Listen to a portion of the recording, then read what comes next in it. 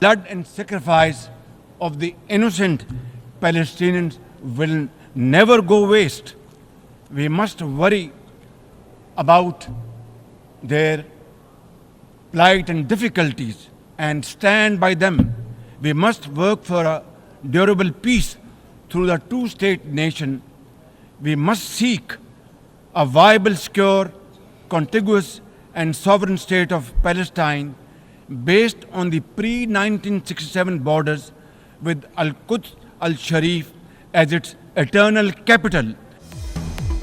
وزیراعظم شہباز شریف نے کمال جرأت و بہادری سے فلسطینیوں کا مقدمہ دنیا کے سامنے رکھ دیا اور اس کا حل بھی بتا دیا۔ کہتے ہیں غزہ میں فلسطینیوں کی نسل کشی جاری ہے، فلسطینی بچے زندہ دفن ہو رہے ہیں، جل رہے ہیں اور دنیا تماشائی بنی ہوئی ہے۔ فلسطینی سرزمین پر المیہ رونما ہو رہا ہے، وہ بھی ذمہ دار ہیں جو خاموش ہیں۔ مذمت کافی نہیں، اس خون ریزی کو روکنا ہوگا۔ وزیراعظم کا فلسطینی ریاست کے قیام کا مطالبہ، ریاست کا دارالحکومت بیت المقدس ہو۔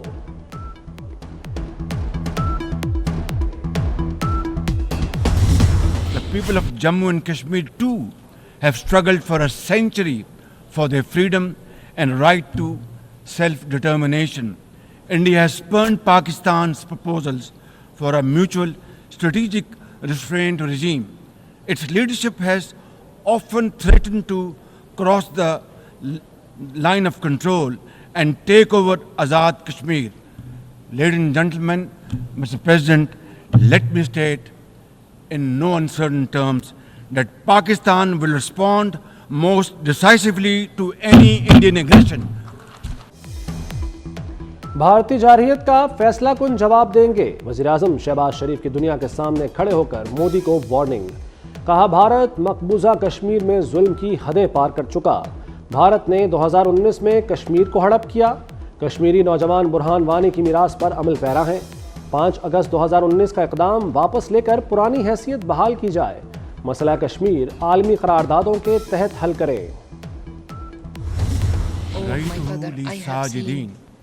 قال يا بني لا تقصص رؤياك إلى إخوتك فيكيدوا لك كيدا إن الشيطان للإنسان عدو مبين صدق الله مولانا العظيم۔ وزیراعظم نے اپنے خطاب کا آغاز قرآن مجید کی آیت سے کیا۔ شہباز شریف نے انگریزی نظم بھی پڑھی جس کے ترجمے سے اپنے جذبات کا اظہار کیا۔ خطاب کے اختتام پر کہا اللہ نے کمزوروں اور بے کسوں کی مدد کا وعدہ کر رکھا ہے۔ That the weak are not voiceless, that the oppressed should not lose hope, that poverty is not preordained, and that Allah Almighty promise of justice and equality in our terrestrial home must be respected. نئی سرد جنگ کی سرد مہری محسوس ہو رہی ہے۔ دنیا کو صرف بڑے طاقتور ممالک کی حکمرانی کے طور پر نہیں چلایا جا سکتا۔ وزیراعظم شہباز شریف کا کہنا ہے انصاف اور برابری کے اصولوں پر مبنی عالمی نظام کی ضرورت ہے۔ طاقت کے بے دریغ استعمال سے زیادہ تباہ کن اور کچھ نہیں۔ تباہ کن تنازعات، جغرافیائی سیاسی کشیدگی، ابھرتی دہشت گردی، قرضوں کا دلدل اور موسمیاتی تبدیلی بڑے چیلنج ہیں۔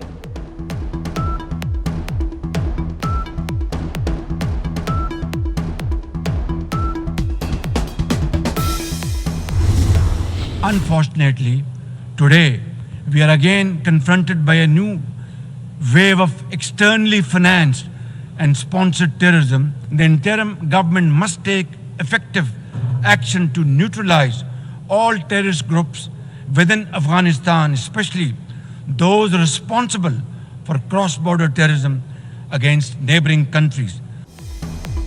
پاکستان کو بیرونی امداد سے ہونے والی دہشت گردی کا سامنا ہے۔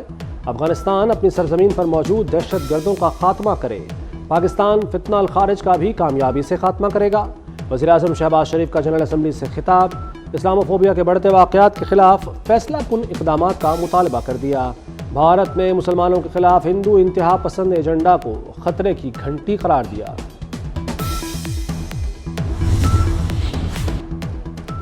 دنیا کا دہشت گرد نیتن یاہو کے منہ پر تمانچہ، اقوام عالم نے دنیا کے سب سے بڑے فورم پر نسل کش نیتن یاہو کو سننے سے انکار کر دیا۔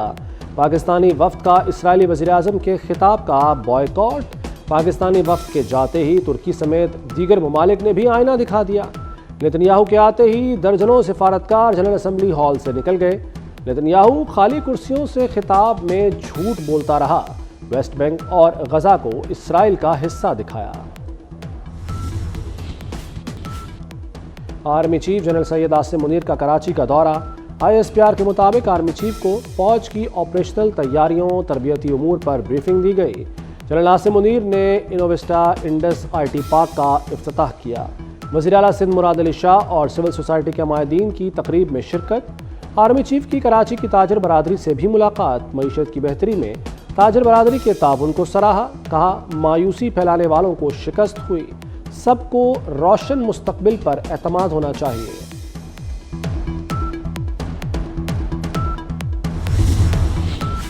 وزیر اعظم کی نیو یارک میں مصروفیات۔ شہباز شریف کی ایرانی صدر سے ملاقات۔ پاک ایران شراکت داری مضبوط بنانے کا عزم۔ شہباز شریف کی عراقی ہم منصب سے بھی ملاقات۔ شہباز شریف نیپال کے وزیر اعظم سے بھی ملے۔ تجارتی اور سیاحتی تعاون مضبوط بنانے کی خواہش۔ وزیر اعظم کا پاک امریکہ بزنس کونسل کے وفد سے خطاب، کہا امریکی سرمایہ کار کو راغب کرنا ترجیح ہے، SIFC سہولت دے رہی ہے۔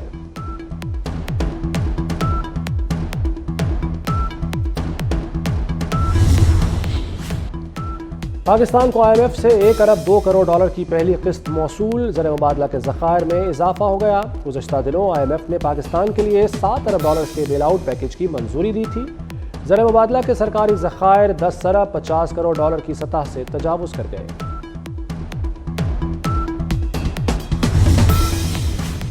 الیکشن کمیشن کھل کر سامنے آ گیا۔ مخصوص نشستوں کا فیصلہ مفروضوں پر مبنی ہے۔ تشریح کی آڑ میں آئین دوبارہ نہیں لکھا جا سکتا۔ الیکشن کمیشن کی سپریم کورٹ کی وضاحت پر نظر ثانی کی استدعا۔ موقف اختیار کیا کہ الیکشن کمیشن اپنی ذمہ داری ادا کرتا ہے، فیصلے پر عمل میں تاخیر ہم نے نہیں کی۔ سرٹیفکیٹس درست ہیں تو بھی 39 ارکان نہیں بنتے۔ پارٹی وابستگی کی ڈکلیریشن جمع نہیں کرائے گئے۔ PTI نے کسی فورم پر دعویٰ نہیں کیا۔ دعویٰ نہ کرنے والوں کو ریلیف نہیں ملتا۔ آئینی کورٹس جو ہیں، کانسٹیٹیوشنل کورٹس، یہ اس وقت بہت اہم ہیں، ان کی ضرورت ہے۔ مولانا فضل الرحمان صاحب جو اسٹانس لیا ہے، لیکن ہم بہت پر امید ہیں کہ جو بات پاکستان کے لیے بہتر ہوگی، آئینی اداروں کے لیے بہتر ہوگی، اس پہ وہ ضرور سپورٹ کریں گے۔ وزیر توانائی سندھ ناصر حسین شاہ نے آئینی عدالتوں کو وقت کی ضرورت قرار دے دیا۔ کہتے ہیں سیاسی کیسز کی وجہ سے عام آدمی کو انصاف کے لیے طویل انتظار کرنا پڑتا ہے۔ فرد واحد کے لیے قانون نہیں بنایا جا رہا۔ امید ہے مولانا فضل الرحمان آئینی اداروں کی بہتری کے لیے تعاون کریں گے۔ کوئی بھی ادارہ ایسا نہیں ہو سکتا جو حکومت کو جواب دہ نہ ہو۔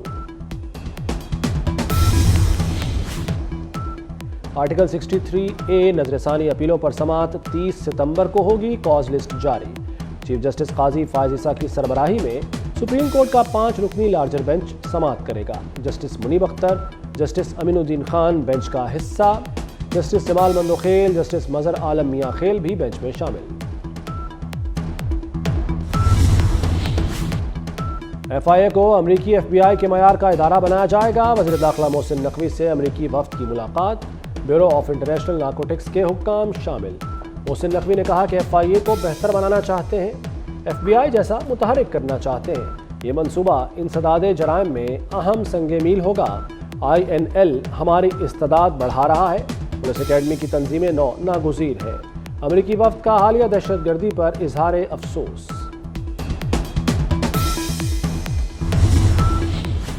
PTI نے راولپنڈی میں جلسے کا فیصلہ واپس لے لیا۔ Lahore high court Rawalpindi bench سے بھی درخواست واپس لے لی۔ اب 28 ستمبر کو جلسے کی بجائے راولپنڈی میں احتجاج ہوگا۔ PTI وکلا کا سپریم کورٹ کے باہر مظاہرہ۔ ٹمبر مافیا کی نظر ہو چکے ہیں۔ ہیلتھ پہ آپ بولیں تو ہیلتھ میں بھی یہی صورتحال ہے۔ ایجوکیشن پہ بات کریں تو ایجوکیشن کا ستیہ ناش ہے۔ اس صوبے کا بیڑا غرق کر دیا ہے۔ صوبائی حکومت سب سے پہلے جو ہے اس صوبے میں بات کروں گا تو امن و امان پہ کروں گا۔ امن و امان قائم کرنے میں ناکام ہو چکی ہے۔ انصاف کی حکومت آئی تھی اور ہم بار بار کہہ رہے تھے BRT کرپشن کا گڑھ ہے، تو جو رپورٹ آئی ہے اس پہ اب صوبائی حکومت کیا بولے گی؟ حق تو ہے کہ صوبائی حکومت اس پہ اپنے جو لوگ ملوث ہیں کو گرفتار کرے اور استعفیٰ دے۔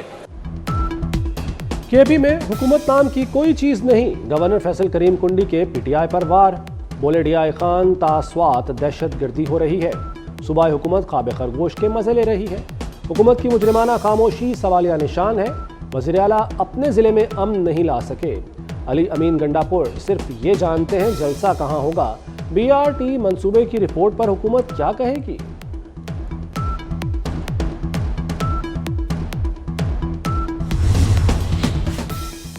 اسلام آباد ہائی کورٹ کا ایک بار پھر شبلی فراز کا نام ای سی ایل سے نکالنے کا حکم، 1 ہفتے میں نام نکالیں، عمل نہ ہوا تو آئندہ سماعت پر سیکرٹری داخلہ پیش ہوں۔ شبلی فراز نے توہین عدالت درخواست دائر کی تھی۔ لیگی امیدوار علی گوہر بلوچ کو جھٹکا، سپریم کورٹ نے این اے 97 تاندلیہ والا میں دوبارہ گنتی کی نظر ثانی درخواست مسترد کر دی۔ جسٹس امین الدین نے ریمارکس دیے کہ سپریم کورٹ کا پہلا فیصلہ واضح ہے، دوبارہ گنتی کی درخواست وقت پر نہیں دی گئی۔ جسٹس نعیم اختر افغان نے کہا کہ درخواست پہلے پیش کی ہوتی تو ضرور جائزہ لیتے، اب یہ تاثر مل سکتا ہے کہ آر او کو نوازا گیا۔ منشیات بڑا چیلنج ہے، تمام اسٹیک ہولڈرز کو متحد ہونا ہوگا، تعلیمی اداروں میں بھی منشیات کے ٹیسٹ ہوں گے، سینئر وزیر سندھ شرجیل میمن کا اعلان، کہتے ہیں منشیات فروشوں کو معافی نہیں ملے گی، بلا تفریق کارروائیاں ہو رہی ہیں اور ہوتی رہیں گی، وفاق سے بات کی جائے گی، ہر صوبے اور وفاق میں فیوژن سینٹر بننا چاہیے۔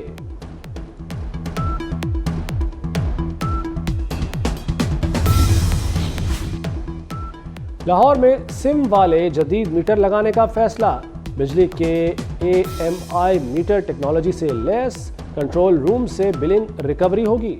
ایشیا ترقیاتی بینک لیسکو کو منصوبے کے لیے 14 ارب دے گا، نئے میٹر سے بجلی چوری، اوور بلنگ کا خاتمہ ہوگا، نئے گرڈ اسٹیشنز کی تعمیر، اپ گریڈیشن بھی ہوگی۔ کینیڈین وزیراعظم کی کرسی بچ گئی، جسٹن ٹروڈو کے خلاف تحریک عدم اعتماد ناکام، قرارداد کی حمایت میں 120 جبکہ مخالفت میں 211 ووٹ ڈالے گئے۔ جسٹن ٹروڈو کی حکومت کو ملک میں بڑھتی ہوئی مہنگائی اور ہاؤسنگ سیکٹر میں چیلنجز کا سامنا ہے۔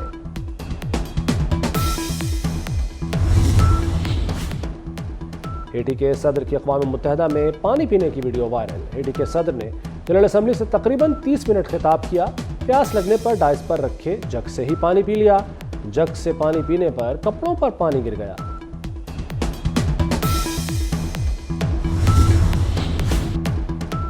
کرکٹ میں بہتری کا mission, chairman P C B Mohsin Naqvi کی زیر صدارت انٹرنیشنل اور ڈومیسٹک کرکٹ کے ایونٹس پر اجلاس، بورڈ کے اعلیٰ عہدیداروں نے بریفنگ دی۔ 3 ٹیسٹ میچز کی سیریز، انگلینڈ ٹیم کا 33 رکنی دستہ 2 اکتوبر کو پاکستان پہنچے گا، ٹیم کے 16 ارکان کے ساتھ 17 کوچنگ سٹاف شامل۔ انگلش ٹیم 3 اکتوبر سے پریکٹس کا آغاز کرے گی، دونوں ٹیمیں 7 اکتوبر سے پہلے ٹیسٹ میں مد مقابل ہوں گی۔